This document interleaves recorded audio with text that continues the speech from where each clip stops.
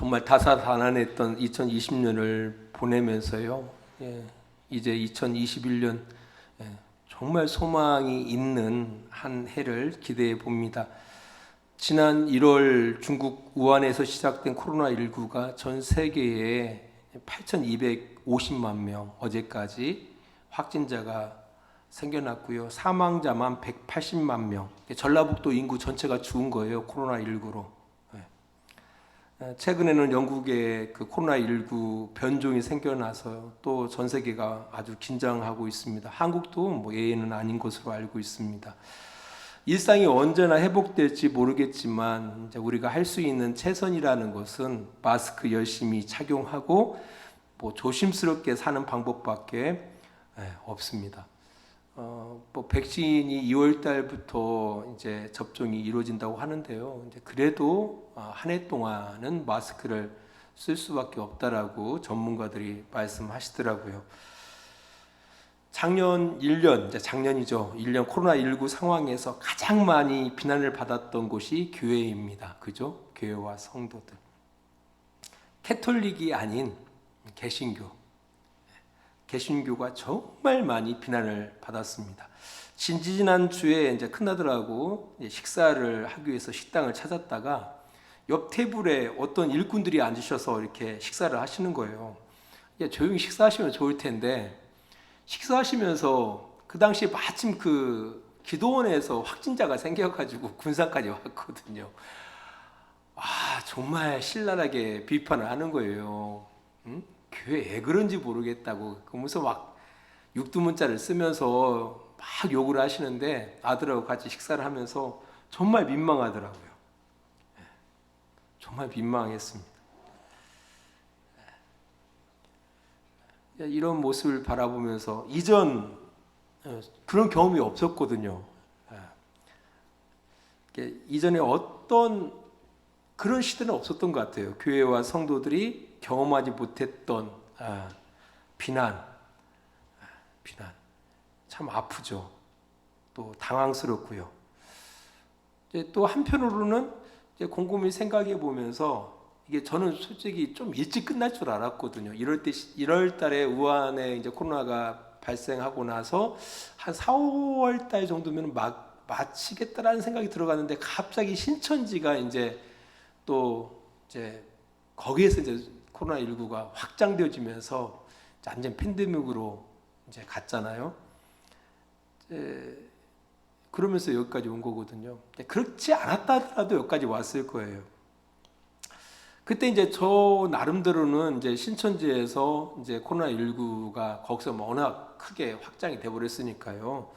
이런 과정을 통해서 사실 이제 코로나19의 이제 그 확산이 너무 막 커졌으니까 이제 이로 인한 마음 아픔도 있고 걱정도 있고 했지만 또 한편으로는 보면은 이제 그런 과정을 통해서 신천지의 어떤 실체가 드러나는 계기가 됐거든요. 그래서 신천지가 이렇게 드러나서 무너지는구나라는 생각을 갖게 됐어요. 정말 신천지가 지금 많이 힘을 잃고 이제 무너지고 있는 상황 가운데 있는데요. 그 이후에 이제 또 드러나게 된 것이 이제 개신교회의 그 민낯이 드러나기 시작한 거예요. 그러면서 아까 말씀드렸던 것처럼 이전 신천지에서 막 갑자기 코로나19가 확산될 때는 이제 뭐 한국 사회에서 신천지나 기독교나 뭐 거기서 거기 아닙니까? 그럴 때 개신교에서는 거기 우리 교회하고 달라라고 이렇게 그랬었거든요. 또 방송에서도 그 신천지 하면서 이제 그렇게 접근했던 거예요. 근데 그 이후에 이제 교회에서 이제 이런 확진들이 나타나다 보니까 세상 사람들이 이제 하는 얘기가 신천지나 교회는 뭐 별반 다를 것이 없다라고 이야기하는 거예요. 이제 그러면서 이제 비난을 당하고 이전에 한 번도 경험하지 못했던 그런 경험들을 하면서 이제 저 나름대로는 올 것이 왔는데 참 이제 코로나19로 인해서 이제 시작된 것이지만 이것이 비단 한국교회 입장에서는 나쁜 것만은 아니다라는 생각이 들어가는 거예요. 왜냐하면은 우리의 실상이 드러났기 때문에 꼭 신천지가 코로나19로 인해서 그 신천지 실상이 드러난 것처럼 한국교회의 민낯이 코로나19로 인하여 드러난 거예요. 네, 드러난 거예요. 우리의 한국교회, 특별히 개신교회의 민낯이 이런 전염병으로 인하여 우리 한국교회의 모습이 요 정도밖에 안 된다는 사실이 만천하에 드러나게 된 거예요. 뿐만 아니라 우리 교회 차원에서도 비로소 보게 된 거예요. 이제까지 한국교회는 성장이 선인 줄 알았어요. 교회가 무조건 성장하는 것이 선한 것이다. 그것이 하나님의 뜻이다라고 생각하면서 정신없이 성장을 위해서 달려왔다라는 겁니다. 근데 그렇게 해서 많이 성장을 했는데, 성장은 엄청난 성장을 했죠. 하지만 성장에 발맞춰서 성숙하는 일에 대해서는 보조를 못 맞춘 것 같아요. 이제 그러다 보니까 세상과 공감하는 일에 대해서는 실력이 없었던 거예요. 실력이 없었던 거예요. 이것이 이번 코로나19로 인하여 이제 드러나게 된 거예요. 사실 코로나 이전에도 한국교회가 이렇게 가서는 안 된다라고 끊임없이 한국교회의 갱신에 대해서 많이 외쳤어요. 저도 그 중에 하나예요. 우리 작은 교회이지만 그럼에도 불구하고 한국교회가 이래서는 안 된다라는 생각들을 가지고서 성도들한테 되도록이면은 제대로 되어진 말씀을 전달하려고 참 노력해 왔거든요. 그리고 주변의 목사님들이나 성도들을 만날 때 그런 얘기들을 갖다가 그냥 어떻게 보면은 그냥 자유롭게 매임 없이 이렇게 이야기를 해 왔어요. 하지만 그 이야기를 할 때마다 우리 교회에서야 뭐 그렇겠지만 다른 목사님들이나 아니면 다른 교회 성도들의 입장에서는 그건 목사님 생각이지 정도였던 것 같아요. 그런데 이제 코로나19로 인해서 이제 세상이 한국 교회를 향해서 엄청난 비난과 비판이 이루어지면서 이제 교회들도 이제 생각하게 된 거예요. 교회들도 우리가 뭔가 문제가 있구나라는 생각을 하게 된 거예요. 그러니까 이전까지는 참 좋은 것은 교회가 미리 자성하고 세상과 공감하면서 교회가 교회다운 모습을 보여줬으면 참 좋았을 텐데, 이것이 교회가 미리 그런 역할을 했던 것이 아니라 오히려 세상의 비난의 소리, 세상으로부터 그 비판의 소리를 통해서 비로소 우리 자신들을 보게 됐다라는 거예요. 이게 참 안타까운 거죠. 그러니까 진작 속 차리고 교회가 교회다웠으면 좋을 텐데 그 때를 놓치고 오히려 세상의 그 비난, 세상의 그 비판의 소리를 계속 들으면서 비로소 우리의 민낯을 보게 된 거예요. 거울을 스스로 이제 보게 된 거예요. 그것도 세상의 눈으로 교회를 보게 되는 거예요. 그럼에도 불구하고 그나마 감사하다라는 거죠. 왜냐하면은 그나마 우리가 스스로를 돌아볼 수 있는 계기가 됐다라는 것이 감사하다라는 거죠. 오히려 이 코로나19가. 그러니까 저는 코로나19가 재앙이 아니라고 생각해요. 교회 차원에서는 이건 재앙이 아니라 우리를 돌아볼 수 있는, 우리가 자기 성찰할 수 있는 좋은 계기가 됐다라고 생각을 해요. 오히려 저는 이런 과정을 통해서 오히려 세상 사람들이 교회를 향하여 비판하고 비난하는 그 소리가 하나님의 메시지가 아닌가라는 그런 생각을 하게 되어져요. 우리가 우리 스스로 하나님의 말씀을 통해서 듣지 못하니까 하나님께서 세상을 통해서 듣게 하시고 있지 않는가라는 그런 생각을 갖게 되어지면서 오히려 감사하고, 정말 이게 귀중한 계기다. 이 코로나19의 이 상황이, 이런 생각을 하게 됐다라는 겁니다. 사실 코로나19의 이 엄청난 그 사건이 없었던들 교회는 브레이크 없는 질주를 계속 했을 거예요. 멈추지 않고 계속 그릇된 방향을 향해서 계속 질주를 했을 거예요. 그나마 이 코로나19로 인하여 우리가 멈출 수 있게 됐고, 코로나19로 인하여 우리를 돌아보게 됐다라는 거예요. 우리 교회가 뭔가 문제가 있구나. 뭔가 잘못 오고 있구나라는 것을 깨닫게 되는 계기가 됐다라는 거예요. 오늘 본문도요, 사도 바울이 유대교인으로 있었을 때에 유대교 전통에 지나치게 믿어서 그 열심히 도리어 하나님이 세우신 교회를 핍박하고 성도들을 죽이는 일에 앞장섰던 지난 날을 해고하면서 간증한 내용이 오늘 본문의 내용이에요. 그런 유대교인으로서 정말 하나님에 대해서 엄청난 열심을 가지고 있다라고 자기가 생각했어요.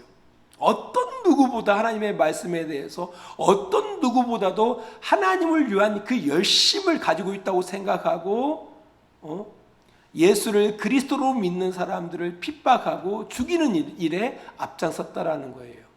그랬던 그가 다메섹 도상에서 부활하신 예수를 만납니다. 그곳에서 엄청난 빛을 목격하고 눈이 멀죠. 눈이 멀어요. 멀쩡하게 보는 사람이 한순간에 보지 못하는 거예요. 바울의 입장에서는 엄청난 시련이죠. 장애인이 된 거예요. 장애인. 비장애인이 장애인이 된 거예요.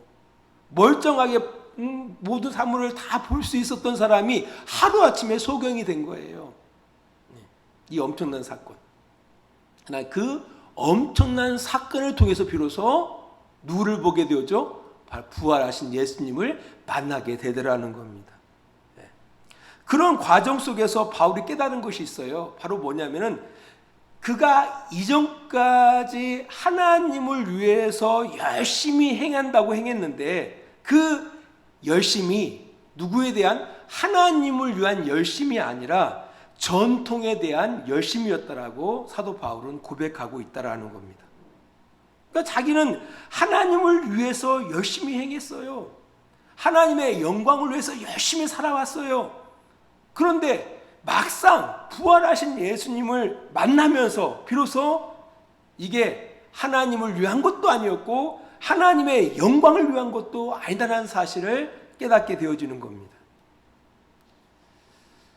이 사도 바울의 간증과 같은 이 고백을 코로나19 시기를 지나가는 우리 한국교회에서 한번 조용히 대설계열 보아야 할 그런 필요가 있다라고 저는 생각합니다.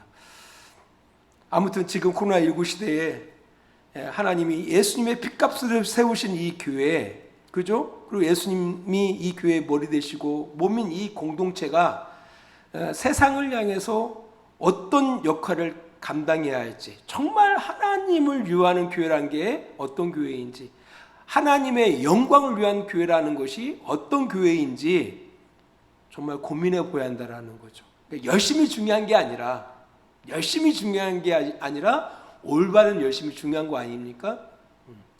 우리 나름대로는 하나님을 위해서 또 하나님의 영광을 위해서 살아온다고 열심히 살아왔거든요, 한국교회가. 그리고 엄청난 성장을 이뤘어요. 근데 그 것들이 정말 하나님을 위한 것이었는지, 정말 그것이 하나님의 영광을 위해서 있는지를 한번 되돌아보는 그런 계기가 됐으면 좋겠다라는 거죠. 아직 코로나19는 끝나지 않았어요. 아마 올해 하반기까지도, 빠르면 하반기예요. 계속 될 겁니다. 이런 과정을 통해서 한번 곰곰이 생각해 보셨으면 좋겠습니다. 우리가 하나님의 자녀들로서 또 그의 몸된 교회 공동체 가운데에 우리가 같은 지체된 우리들이 정말 우리가 하나님을 위한다는 것이 무엇인지, 하나님의 영광을 위하여 살아간다는 것이 무엇인지를 이런 계기를 통해서, 이 멈춤의 시간을 통해서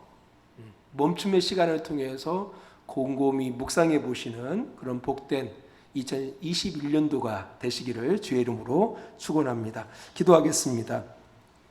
하나님 아버지 감사합니다. 이제 2020년 정말 다사다난했던 2020년을 보내고 2021년 새로운 해를 맞이하며 하나님 앞에 예배합니다. 하나님, 우리를 사랑하셔서 여기까지 지켜주시고 함께 해주심에 감사를 드립니다. 하나님을 늘 기억하고 하나님 앞에 두렵고 떨린 마음으로 하나님을 경외하며 하나님이 원하시는 그런 복된 삶, 선한 삶, 선한 백성으로서의 합당한 삶이 우리의 삶 가운데 이루어지기를 원합니다. 코로나19로 인하여 우리가 멈출 수밖에 없고, 또한 이 일로 인하여 참으로 많은 것들이 다시금 생각할 수밖에 없는 그런 시간들을 우리가 보내고 있습니다. 아픈 만큼 좋은 성숙으로 이루어지는 그런 좋은 계기가 되어지기를 원합니다. 잃는 것도 많이 있겠지만 또 이런 것을 통해서 반드시 하나님께서는 우리로 하여금 정말 올바른 지혜들을, 또 우리로 하여금 반드시 우리가 바꿔지기를 원하는 그런 하나님의 어떤 계획들, 하나님의 뜻들을 우리가 발견하기를 우리는 원합니다. 하나님 우리에게 지혜 주시고, 이 과정을 통해서 하나님이 기뻐하시는 것, 하나님이 원하시는 것이 무엇인지를 깊이 묵상하며 우리가 하나님을 향하여 반응할 수 있는 그런 복된 시간이 되어지기를 원합니다. 2021년 만만치 않은 한 해입니다.